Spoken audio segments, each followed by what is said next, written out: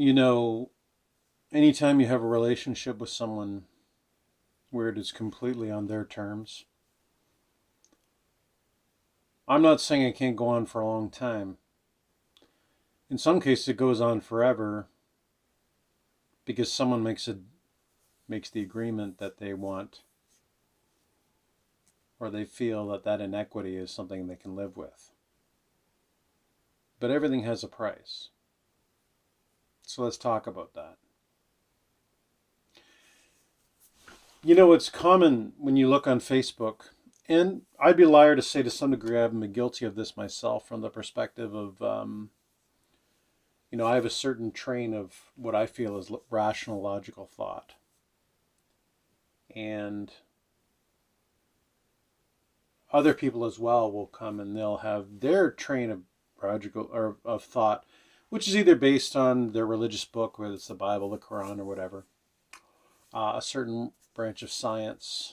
Um, any number of things are going to make people um, they ascribe to something, and they're going to, and social media is such that it does say in the Bible that in the last days that men will be lovers of themselves, which the very definition is narcissism,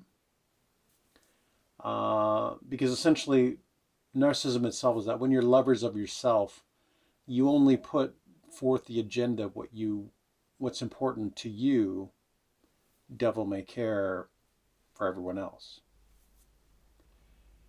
And you can see these in the posts of people who will be talking about how one group is making decisions that's affecting them, or another group shouldn't allow people to make decisions. And there's you could have endless conversation about that. And you always have to know where your lane is from the perspective of not only your expertise, but your ability to recognize certain truths, not only in how you're interacting in the world you're in, but certain truths based on um, what's been accepted in the past and what is changing for the future. And I'm not making a comment in either direction, but that's a very, very common thing. So again, on social media, especially, we have this big issue right now with the vaxxed versus the unvaxxed. But before then, it's like, which race is being minimized, which group is being minimized or exploited. This infighting has gone on for, well, I believe infighting has been going on since Cain and Abel had a disagreement, right? And I think that it's important, it's always important to be mindful of what's important to you. But when I say it's very hard to have a relationship where it's always on someone else's terms, that's important. Because by the same token, when you have one particular group who will be like, "Oh, you're encroaching upon my safety, and I just can't allow that to happen, and it's just eerily inconsiderate." Well, it's always important to recognize the room you're in, and if you don't like the room you're in, leave.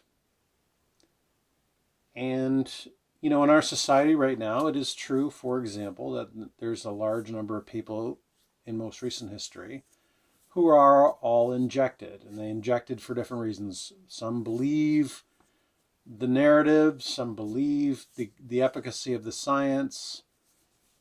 Whatever the reason is, that's what they've done. They are the majority. And then you have another group who is the minority. And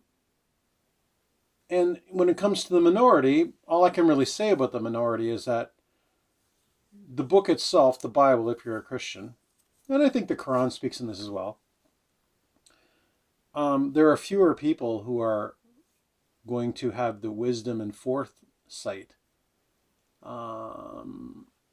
because the core instruction of the Bible is that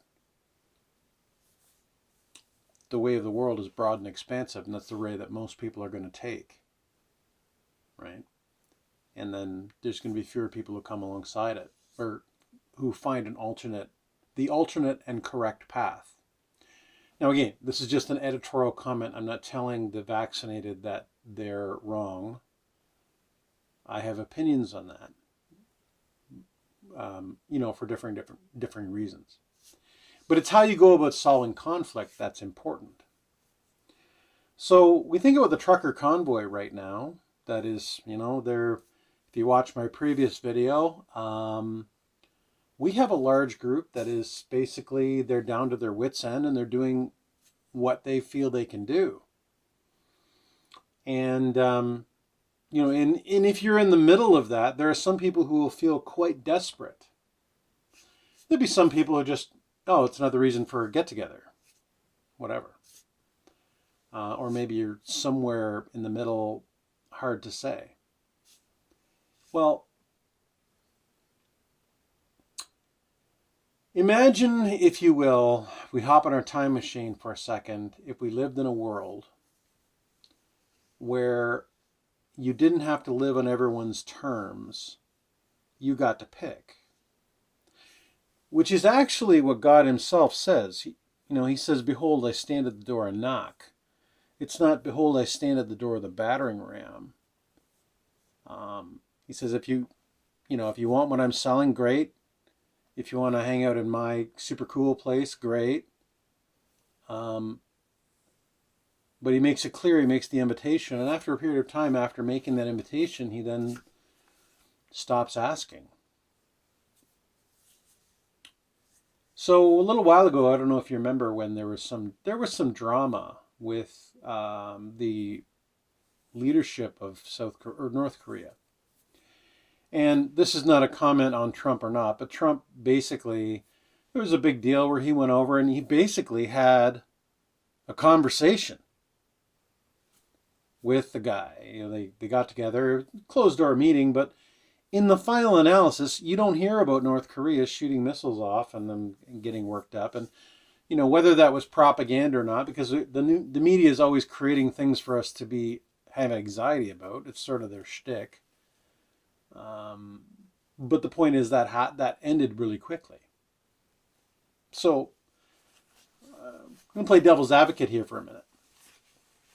So, we talk about the COOF and, the sickness that's going on. And, there have been some extreme things that happen, like, rolling out an injection that miraculously is against, or has been developed at lightning speed, that, there's enough really smart people saying, whoa, that it facilitates, at a bare minimum, making it optional versus just this strong arm, I'm going to force you to do it. And, it's quite hilarious how the general narcissism of society is like, you see these groups forming where, you ever watch the movie Mean Girls? In the movie Mean Girls, that's like the high school thing where you've got the top coolest people in the group. Then they gather a little group around them. Then there's another group around them that looks at them and admires them, but is not cool enough to be inside that group. And then there's a larger group that looks at that secondary group who can't be in that secondary group, and they're not cool enough, but they still revere them. And then you have the outsiders who are just like, what the fuck's your problem? Right? That was the whole premise of that movie Mean Girls, because, it looked like initially they were getting what they wanted from the perspective of being cool, getting the cool boys, getting the cool opportunities. At the expense, though, of people's freedom and freedom as it pertains to how people want to think or how they want to be, how they want to dress, all that kind of stuff. Because then what happens is that when there's no one left to bully, because that's what it is, it's bullying, they start bullying each other. And bullying is narcissism. Narcissism is gaslighting. Da-da-da-da-da. You can go look up all this stuff. I'm not going to belabor you with it. If you're a narcissist, you know you are. I don't have to tell you. And ultimately, you have to come to the point where you're like, you have to decide if that behavior is serving you. Because there's plenty of diagnosed narcissists who later in life go, oh yeah, maybe that didn't work out. They still have that hole inside them, but they choose to indulge in that behavior a little bit less because they become cognizantly aware of it. Doesn't stop them. It's kind of been built into their brain. You can't, a tiger can't stop being a tiger, but it can decide not to eat every person that comes into its cage. So, like I said, you go back and you see Trump went and he met with that, it was Kim Jong-un maybe, and and things settle down. So imagine for a moment if when the trucker thing had happened, was starting to form, because it wasn't secret. If Trudeau had had some dialogue, just, he got on TV and said, hey, you know what? It has been a little extreme, I'm going to meet with the 10 truckers who are running this thing in the edge of Ottawa so they don't have to turn to this bedlam, so it doesn't have to make 50,000 people spend $2,000 in gas each, right? But that's not the way it works when you're dealing with people with complex personalities. And that's why I say you always have to recognize the room that you're in. If you're choosing to associate with people who, by their words or actions, they change the rules of the game you're playing. If you watch them make a set of rules and then change them and then move them back and forth, that's trauma bonding, or it's, again, gaslighting. Gaslighting is denying someone's reality, where let's say you make a promise to do something and then the person expects you to come through, then that other party doesn't and then backs off and says, I never made any promise. And even if you show them the proof, they'll deny it. And then the other party starts questioning the reality. And that's just a bunch of energy that comes in, and that's why you see even online people arguing, because there's just there's an energy transfer that goes on even with the arguing, because at the end of the day, all the arguing, the core message is validate me. And this goes back to what I've been saying the whole time. If, Christ himself was pretty non-confrontational. I mean, yes, he did confront when it was very, very necessary in regard to the money changers in the church. But he more or less just put out his message, and, people liked his message. But if he didn't, you'll notice that when people didn't like exactly what he did, then they got pissy. In some cases, he would leave, or ultimately they finished him off, right? And then he proved them wrong and said, well, it doesn't matter that you did that. So like I said, it's always important to recognize the room you're in. And the situation that we're in, once you come to the term, so if you look at the leadership and you think about any difficult personality you've ever had in your life, or difficult people, that the crotchety old man who you can't talk to about anything, who's just cranky all the time, they didn't just wake up one morning like that. They got worse over time. Maybe you look at yourself in the mirror. Maybe you're not quite as old, but you can sense that crotchetiness coming in, where you're very immovable in your opinions. And you might say, oh, well, it's my interpretation is all that matters. Well, like I said in the last video, it is true everyone on a given day could have gotten up, got their pitchforks, and headed down to Ottawa. That could have been one way for it to happen. Or, as I mentioned, the situation where the government pushed too hard and caused a whole particular group to basically say, well, we've got nothing left to lose. Those are two choices. But now we're in the middle of it. And it's going, no matter what I say in this video, what's going to happen is going to happen. But when you're looking at how you're handling yourself in your life, are you forcing your will on other people? How are you guarding your energy? Meaning that, the Bible talks about being prepared for circumstances. And I've used an example in the past of the bridesmaids who had to have enough oil in their lamps. Maybe the story of the talents, where the servants are all given different levels of talents based on their abilities, and they have to make something of it. And some of them do, one of them does a fantastic job, one does an okay job, one doesn't do anything. But it's all minding your resources and your talents.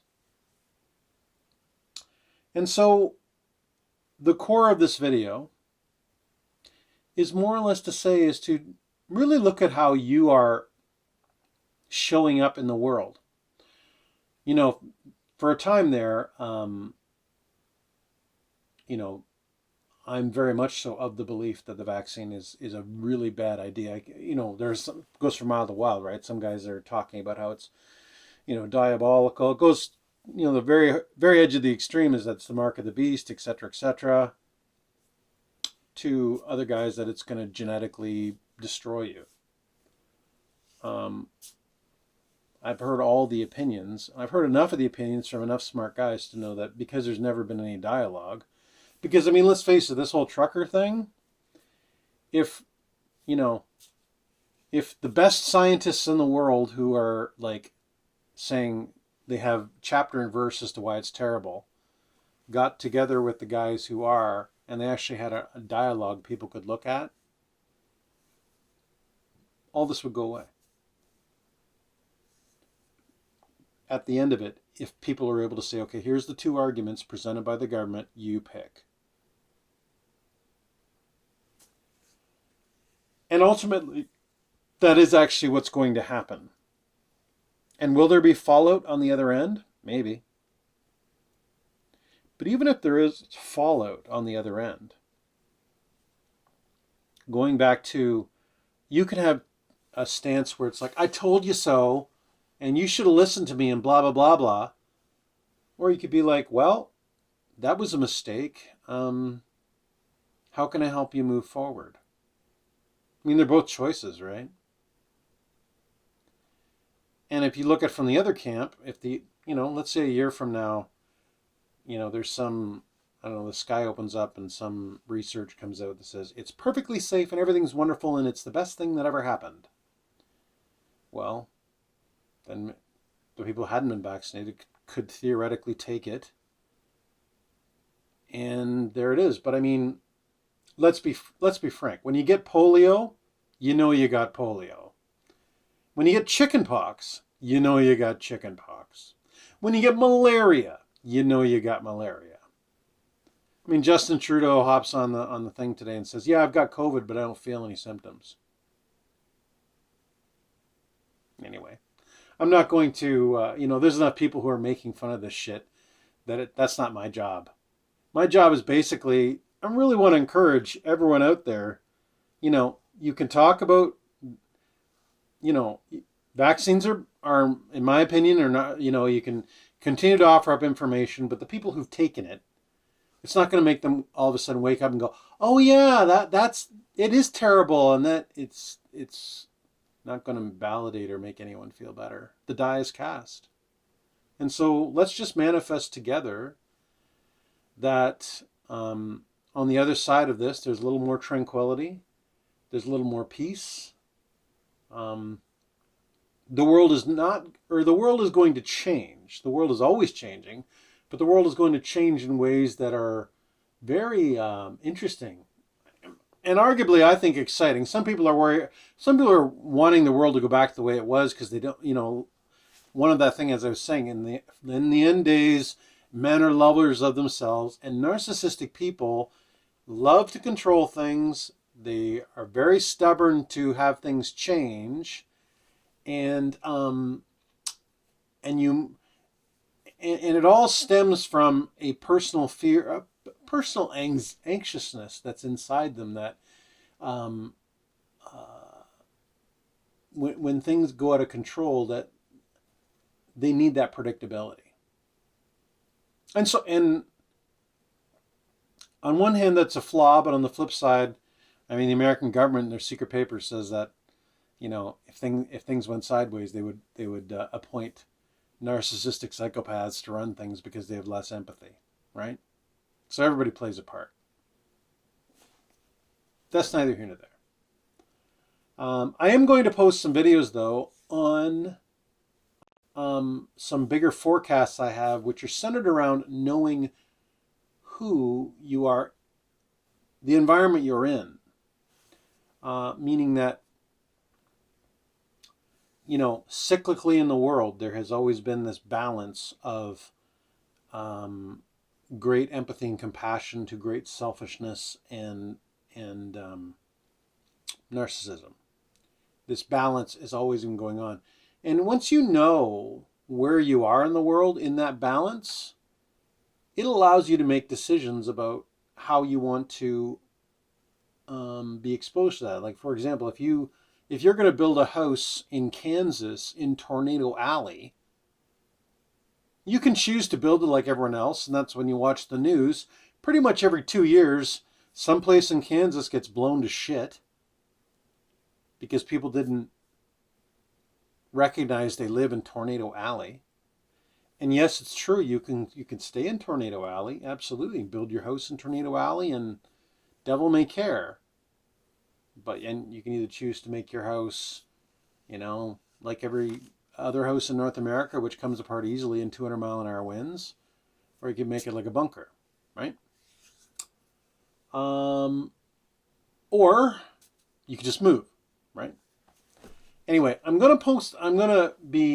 stay tuned I'm going to be looking at some very extreme things that are in the cards from the standpoint of the markets. And there's centered around, once you recognize who the people are in your society that make up the population, that make up the leadership, that make up your people that you know, and there's different societies that have different levels of empathy in people, empathy and selfishness. They both exist.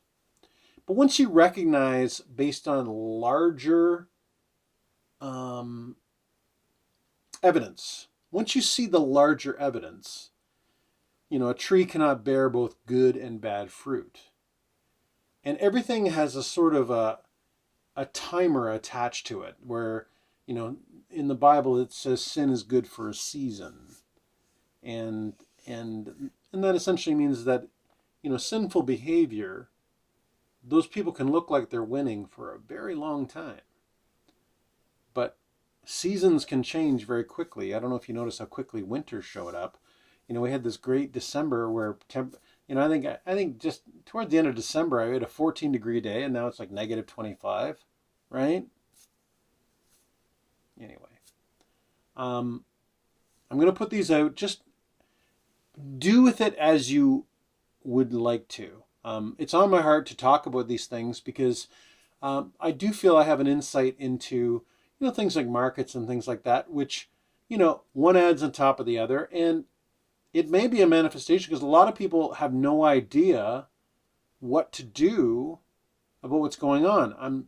It's not that I'm going to tell anyone what they have to do, but when you consider options, like, for example, I think I had mentioned the other day that it'd be a great idea to make sure you've got an extra 2 or 3 weeks of food, because 50,000 truckers off the road in Ottawa and plugging up the border, I don't know, might not get your fresh vegetables as soon, may slow down the gas. There's any number of things. And preparation, as I've said to you in the past as well, the bridesmaids waiting for the wedding the next day, they didn't have to have a tanker truck full of oil. All they had to have was enough to get through to the next day, because God will provide. Man's storehouses should be full, but there's no point hoarding to the point where you're, it becomes an encumbrance. Because this is where faith comes in, and you're like, well, God's going to provide. It's important for you to be proactive, to look ahead to it, but He will provide either in giving you the resources or giving you the means to get out of the way of the circumstance. And I think embracing not only the fact that we don't have to control other people, we don't have to control the world as it is, We don't have to we just have to look after our own affairs as it pertains to asking God for wisdom, hearing it when he says it, because you have to look at, if you haven't opened the book in a while, Christ, as I said, was pretty non-resistant. So while I'm not advocating what the truckers are doing from the perspective of, I think it's great that they're showing up and they've expended those resources, things like that. If it goes sideways and gets violent, I mean, that's just going to be, that will be the hand of God working in that circumstance, because the American Revolution was violent. Was it necessary? It's hard to say. There's a lot of history is written by the victors, so there's probably aspects of that story which will never be told or learned by us in this time. But as I said, being able to, just be zen. Just be, no matter what's happening to you, just be like, oh yeah, that's cool. And of course, if you're in, immediate peril, yes, you should do something about that. If there's a car driving at you in the wrong lane, good idea to swerve. But having the manifestation towards God, where you say, hey, everything's going to work out. And just remember, if you have the manifestation where everything's going to work out, that means you have to be critical of yourself from the perspective of not only accepting that everything's going to work out, but stopping behaviors which are counter to that, meaning that you're trying to control people, you're trying to control situations beyond just casually turning the wheel. It's one thing to, you point your car in a direction, you're driving there, but as I said to you in the past, how often when you're driving the speed limit, there's always some hosehead who's got to race past you, and a mile later, you're both sitting at the light. Right? Use that example. Because you see it throughout history. Humans have an incredible capacity to transform and do things, but isn't it hilarious how more often than not, with the Zen approach of just being, having a desire, knowing what you want, and even if you're in the lion's den, understanding that the lion's appetite will be quelled until such time as you can be safe if you're operating within the realm of God. So if you've wronged people, right it. If you're taking away from people, stop it. Or on the flip side, give from your storehouse. Don't just be that person who's critical and essentially being selfish. Because at the end of the day, what is going to deliver us through all of this circumstance that's happening right now,